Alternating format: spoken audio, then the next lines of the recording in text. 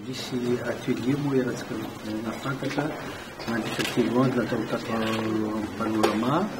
ary izay nandesanareo anjara avy amin'ny Vilambato ilany commission économique pour les Nations Unies pour l'Afrique sy ireo miaraka aminjareo nandinika mikasika ny atako hoe fandrindrana amin'ny économie bleue sy ny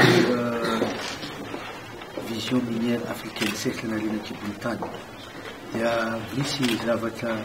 atako hoe vitsivitsy maromaro vinavinany asa zay tokony tanterahina zany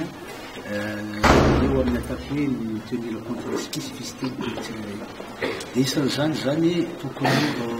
fantatra ny stratégie sy ny politique mikasika ny économie bleue zany tokony mipetraka tsara ny stratégie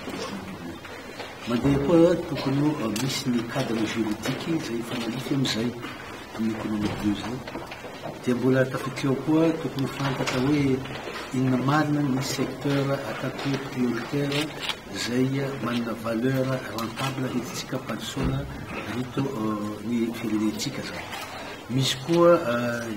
atao hoe fananganana vomière na comité mba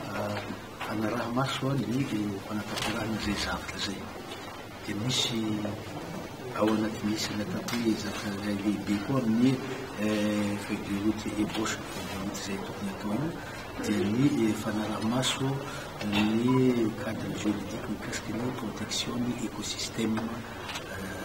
tsika itondrika amin'ny lafiny ranomasina io raha bangona tsotsoka zany zay zany zavatra tapaka amin'ny telo andro zay karakavalicaria asa tena nandeha nalalaka tsara samby afaka nanevongevon'olona atako hoe karazan'olona maro ny tonga teo dia gamba satria rahatsika mafantatra fa ny économie bleue zany dia atako hoe secteur anakiray transversale be ary amin'ny atako hoe ny hoavy na ny avenir dia manana toerana lehibe amin'ny fampandrosoana ny firenena indrindrandrindra hitantsika Madagasikara amin'ny mahanosy atsika io moa ny atako hoe grande ligne zany ny anjarantsika amin'izay inona ny mijery gamba tsy ho anaty 3 andro atsika hanapaka hoe reto ny laharam-pameha satria afahana mandinika zay laharam-pameha io zay marina atako hoe paramètre tsy maintsy jerena amin'ny maha laharam-pameha azy io tsy vitany hoe lafiny économie dia économie ihany fa tsy maintsy ampifandrindrana amin'ny fiarovana ny tontolo iainana koa mety misy laharam-pameha anato nefa mbola sanatria atako hoe mbola tsy voavety tsara ny tontolo iainana dia mety miandrikely ataoko hoe sa moyen terme maro be zany paramètre afahana mandinika zay hoe ina atao hoe laharam-pameha dia mijiry moatsika dia zay natako hoe teo mbola misy comité vomière tokony hiasa manaramasoizy io mba natanterahana zavatra tapatapa ny vision minière africaine io moa nomboka amin'ny 2009 iny dia maromaro ny filohan'ny république ny amin'ny firenena tsirairay ihany ny chef d'état dia atao hoe tamin'ny 2000 zany nandesina io hoe vision minière africaine io dia misy efa lasa loloko koa amin'ny vision minière africaine fa ny mahatako hoe pionnier-tsika eto Madagasikara zany ny fampiarahana ny vision minière africaine io amin'ny économie bleue dia satria gamba mety mahatonga an'izay nosy atsika satria misy pays africaine sasany misy tsisy ranomasina zay mampiavaka atsika nosy atsika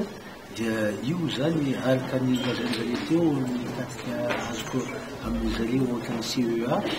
dia tena afapo zareo ary tena manana hevitra mafindra ny mpandeha anjara tao dia tena afaka mihitsy zareo ka eo zany ny vision minière africaine io fa lazaiko hoe amin'ny haute technologie amin'izao amin'ny high tech io dia atsika zao ny iarahantsika mafantatra fa ny fiara zay atao amin'izao dia fiara tsy mampiasa satria manam-pataperina ihany arety solika reto ny reto énergie zay ampiasaintsika reo manam-pataperina dia fa manao an'ireny batterie mandeha amin'ny énergie solaire ny fampiasana ny composante ireny dia misy lithium maro be ny zavatra any ambany ranomasina eny ahitana azy io nefa fitandrahanareo araka lazaina tena mbola saky dia saky fa tsy mety amin'ny fantingana tsara fiarovana tontolo iainana. Tsara amin'io ihany tamin'ny voalohany rehefa hitanjaka solika an-dranomasina tsy maintsy ampatahaka eny amin'ny voalohany satria mbola tsy manana zay kaikaiky zay nefa hitantsika amin'izao lasa atako hoe tsy vitan'io fa misy mitanjaka amin'ny ranomasina lalina be reny sahala amin'izay koa zany atsika mba tsy ho tara zany ary atsika manana ranomasina be ary maro ao sy lobily polymétallique ao betsaka be niraka ny ranomasina ao anafitsiran'izay ko mansolotany fantatsika eny dia zay zany raha atao hoe mifandraisany vision minière sy ny économie bleue mbola tsy amin'ny lafiny tetikasa loatra ngamba ny atantsika zay dia hoe ny feuille de route eo atsika tangazaintsika hoe inany secteur prioritaire mbola jerena zay dia ary io tsy zay hangataka ny fitandrahana amin'ny ranomasina zay dia hoe omeny mila kaiky fa atako hoe matanjaka mihitsy amin'io ary mbola tsy dia maro olona manao amin'ny fitandrahana amin'ny ranomasina raha ny hoe arenakivotany solotany efa misy fa mbola tsy maintsy jerena io fitandrahana zany alohan'ny hidirina fitandrahana tsy maintsy misy fitiliana fikarohana atako hoe recherche géologique ary amin'izay aza na dia tonga amin'izay ny réserve hita voalohany amin'ny fitandrahana misy fazy maromaro farafahakely telo io fazy andalovina amin'izay dia mijery an'izay dia hoe réserve hitanao voalohany mbala réserve potentielle fotsiny dia zay vao lasa mitonga miampy le fikarohana miabe vola lany fikarohana dia vao tafiditra amin'ny hoe réserve probable dia zay vao tena amin'ny réserve prouvé dia mbola misy étude atako hoe financière économique et financière évaluation amin'izay zay vao midika amin'ny hoe techniquement sy économiquement azo tandrahana vely izy zay vao tonga amin'izay le lazainao teo hoe mandeha amin'ny tandrahana zay mbola lavitra zay midingana io c'est atako hoe resaka mine io